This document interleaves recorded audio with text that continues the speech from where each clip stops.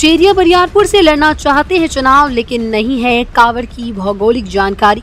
कैसे होगा किसान का उद्धार? चेरिया बरियारपुर विधानसभा का सबसे 40 साल से कांवड़ का मुद्दा पेंडिंग पड़ा हुआ है।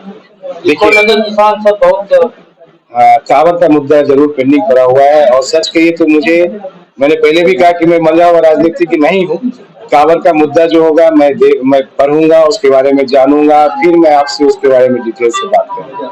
जनता का साथ मिलेगा तो फिर कांवड़ के मुद्दे पर सोचना तो आपका कर्तव्य। निश्चित तौर पर जनता का साथ होगा और हर जनता को साथ लेके अगर जनता का जो राय होगा उसी के मुताबिक मैं आगे बढ़ूंगा। और हर लोगों का अपना ओपिनियन होगा और उस ओपिनियन जो अपना उनका विचार होगा उस विचार के साथ तालमेल बनाते के साथ कांवड़ पे भी काम होनी चाहिए। क्योंकि कांवड़ एक ऐसा जगह है जिसकी विकास अगर हो जाती है तो इस क्षेत्र में बहुत ही ज्यादा रोजगार की संभावनाएं, किसान के लिए फायदेमंद बहुत चीजें हो सकती है। लेकिन इस पर बोलने से पहले उसके जो भौगोलिक स्थिति है उसको जानना होगा और उसमें क्या किया जा सकता है ये जानना होगा, तभी मैं इसके बारे में आपको।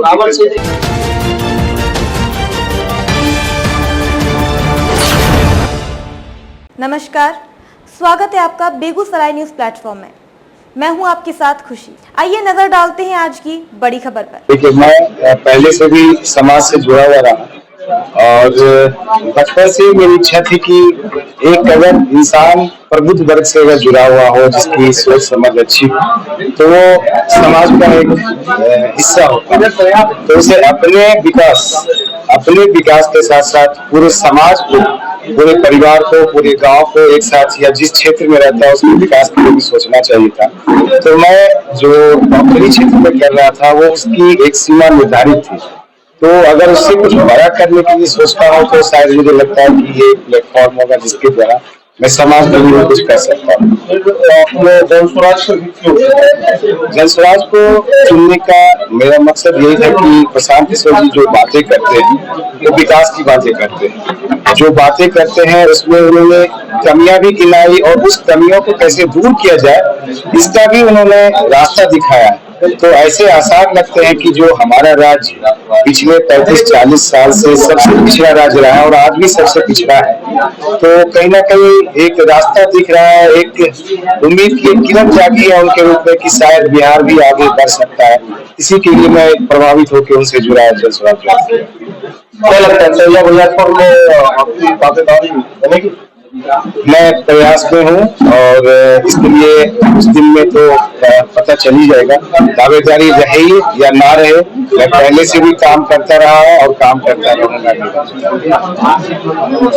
क्या लगता है अगर जनस्वराज चेरिया बरियारपुर में आती है तो विकास होता है कि क्या लगता है अभी विकास जो होनी चाहिए वो नहीं हुई चेरिया बरियारपुर? देखिए, आप जो चेरिया बरियारपुर की जो जनता है आप उनसे पूछिएगा कि पिछले जितने भी यहाँ के प्रतिनिधि हुए, विकास के अलावा जातिवाद काफी घर घर तक पहुंच गया है। लेकिन अगर विकास के रास्ते में सबसे बड़ा कोई रुकावट है तो मुझे लगता है वो जातिवाद और शिक्षा। तो ये दोनों चीज को लाने की कोशिश की जाएगी और इसी कोशिश के पीछे प्रशांत किशोर जी का एक विजन है और उस विजन को ही हमें चेरिया बरियारपुर में भी उतारने की कोशिश करने के लिए मैं यहाँ आप लोगों के बीच में उपस्थित। चेरिया बरियारपुर विधानसभा में पहली बार जनस्वराज एक मजबूती के साथ चुनाव लड़ने जा रहे हैं। क्या लगता है दो यानी एनडीए और महागठबंधन के बाद कितने कारगर साबित हो गए इस बार के चुनाव में? देखिए, जो जनस्वराज चुनाव लड़ रही है वो ना तो हम लोग एनडीए और आरजेडी को टारगेट कर रहे हैं कि उन्होंने क्या है नहीं, बल्कि हम लोगों का जो टारगेट है या हम लोगों का जो विश्वास है कि विकास होनी चाहिए। विकास जो आम लोगों तक पहुंचनी चाहिए, जो बेसिक सुविधाएं हैं जैसे कि रोटी कपड़ा और मकान के बाद जो स्वास्थ्य है, ये सारी सुविधाएं जो आम जनता तक पहुंचनी चाहिए। अगर आप लोग जाके गांव के सुदूर क्षेत्र में देखेंगे तो इस सब चीजों की काफी कमी है। तो मुद्दा हम लोगों का सिर्फ और सिर्फ विकास और परिवर्तन, मुद्दा ना एनडीए है ना महागठबंधन की चीज। सर, जनस्वराज में कई ऐसे लोग हैं चेरिया बरियारपुर से जो अपने आप को उम्मीदवार मानते हैं। क्या लगता है किनको टिकट इस बार कन्फर्म होगा जनस्वराज? देखिए, मैंने ये नहीं कहा, अगर आप एग्जाम देते हैं तो परीक्षा में भी बहुत सारे परीक्षार्थी शामिल होते हैं लेकिन सफलता बहुत कम लोगों की ही मिलती है। तो ये भी उनका जो एक सिस्टम है वो एक परीक्षा का ही सिस्टम है उन्होंने बहुत सारे कैंडिडेट को तैयार किया और वो अपनी पात्रता सिद्ध करें, तो उनके नजर में जो लगेंगे कि अच्छे हैं या जो कुछ कर सकते हैं समाज के लिए, तो ये उनका चुनना काम रहेगा। लेकिन करना तो सबको मिल के चाहिए, चाहे जन स्वराज हो चाहे समाज के सुधार हो, आप सब हम लोग सब लोग मिलकर कर सकते हैं। आपका अंतिम संदेश क्या है? मेरा अंतिम संदेश है कि जिस तरह से चिड़ियाघर विगत 20 साल 25 साल से कहीं उपेक्षित क्षेत्र रहा है, विकास के नाम पे शायद कुछ नहीं हुआ है, स्वास्थ्य को लेकर भी कोई बहुत ज्यादा सुधार नहीं हुई है। मेरी अपनी एक राय है कि अगर मैं इस तरफ से आता हूँ, देखिए मैं कोई मंजा हुआ राजनीतिज्ञ नहीं, मैं बस एक सुधार करने की कोशिश के लिए यहाँ आया हूँ और काश मैं कर पाऊँ और कुछ दे पाऊँ, मैं इसी मंशा से यहाँ आया हूँ और कर रहा हूँ। मेरा स्वास्थ्य के क्षेत्र में जरूर एक संदेश होगा कि अभी तक जैसे हम लोग जो पढ़ते हैं, तो वो पढ़ाई में एक चीज ये है कि अगर आप 40 साल से ऊपर होते हैं, सरकार में भी ऐसी सारी सुविधाएं हैं कि सारा एक रूटीन जांच कराया दिया जाए, ताकि जो जिनकी उम्र बढ़ रही है वो उम्र आने से पहले ही उनकी बीमारी को पकड़ा जाए। सफाई के लिए आप देखेंगे कि जल का एक बहुत बड़ा समस्या है और ये जल कहीं ना कहीं स्वास्थ्य से जुड़ा हुआ है, और देखिएगा कि जब जो समाज अस्वस्थ रहेगा उस समाज का या उस परिवार का विकास नहीं हो सकता है।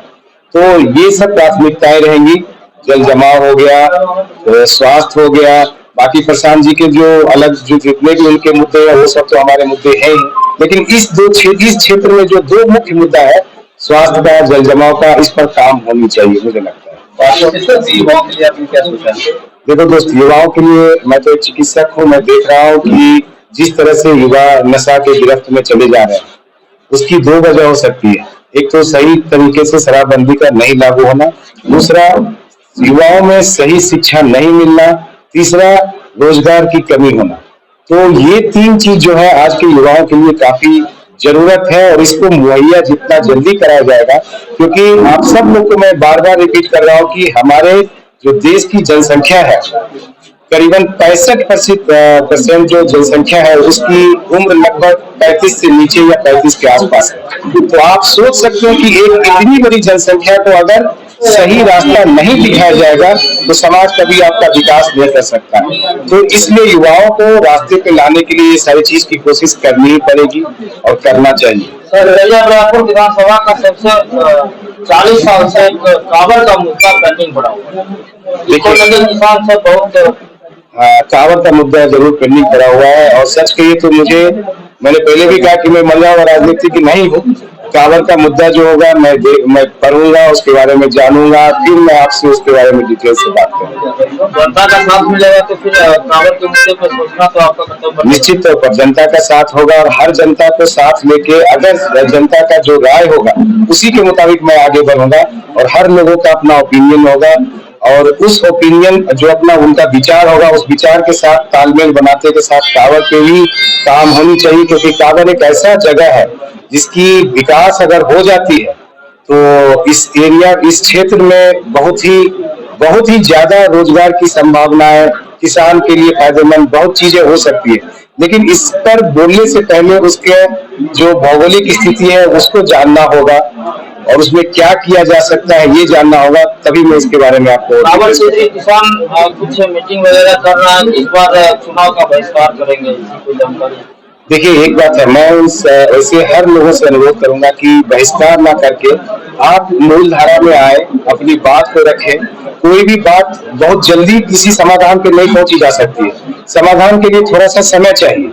तो एक शांतिपूर्वक तरीके से बैठ के ये एक सतत प्रयास से ही हो सकता है, बहिष्कार होने से नहीं होगा मुझे लगता है। इसलिए मुख्य धारा में आके ही आगे बढ़ के अपनी बात को रखा जाए और एक सही तरीके से काम। मतदाता प्रोटेक्शन का जो कार्य चल रहा है बिहार में, यह मुद्दा विधानसभा में काफी जटिलता से, काफी गंभीरता से उठा था। उस बात को लेकर कई बार किस रूप में देखते हैं? देखिए, मतदाता प्रोटेक्शन का कार्य मुझे लगता है कि थोड़ा सा कम समय में रखा गया, इसको और थोड़े लंबी करके इस प्रक्रिया को ये किया जाता है, क्योंकि कम समय में चीजें संगठित नहीं हो पाती है। तो मुझे लगता है कि अगर होना चाहिए था तो थोड़ा समय लेने का, क्योंकि बहुत सारे जो हम लोग का बिहार का सबसे बड़ा मुद्दा पलायन के मुद्दा की वजह से क्या हो रहा है कि आप देखेंगे कि बहुत सारे लोग जो बाहर हैं उनकी मतदाता सूची में नाम है, तो वो लोग कैसे कर पाएंगे इन चीजों को, तो थोड़ी सी परेशानी तो है।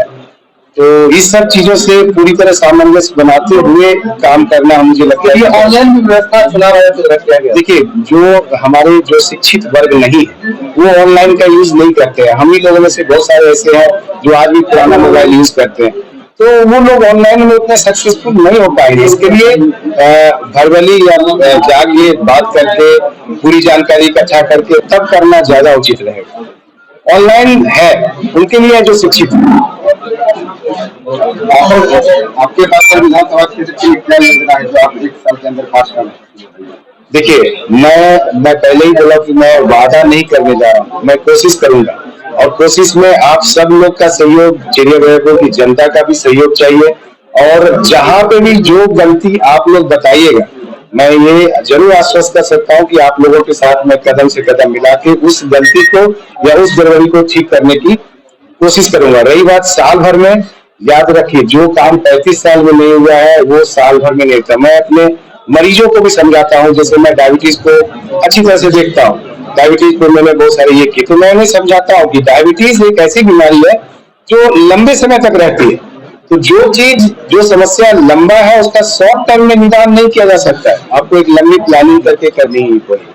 तो शॉर्ट टर्म में जिस चीज का हो सकता है, सफाई, ये सब जल वाला समस्या छोटे छोटे स्तर पर, तो ये सब किया जा सकता है। बेगूसराय के चेरिया बरियारपुर से बेगूसराय न्यूज प्लेटफॉर्म के लिए दिवाकर कुमार की खास रिपोर्ट। खबरों में अब तक के लिए बस इतना ही। फिर होगी आपसे मुलाकात ऐसी ही एक और बड़ी खबर के साथ। तब तक के लिए नमस्कार और देखते रहिए बेगूसराय न्यूज प्लेटफॉर्म।